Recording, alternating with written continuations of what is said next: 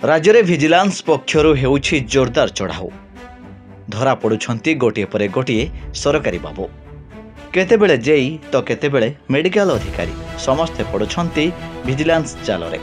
एमानकु देखिले लागुछि केउ हारे दुर्नीति चली राज्य में। लांच एक साधारण कथा पलटि गलानी। एबे Cuttack city hospital senior assistant Kishore Kumar Sahani मध्य विजिलेंस पंझारे पड़िछंती। सरकारी टंका आत्मसात घटना रे विजिलेंस करुछि जेरा। 1.24 कोटी टंका हेरफेर घटना रे विजिलेंस कटकर 5टी स्थान रे रेड जारी रखिछि। जोब्रा नुआसाही स्थित किशोरंक बासभवन, चौद्वार, तुलसीपुर एवं किशन नगर अंचलर उत्तर कूଳରେ ଥିବା घरे सर्च ऑपरेशन जारी रखिछि विजिलेंस टीम।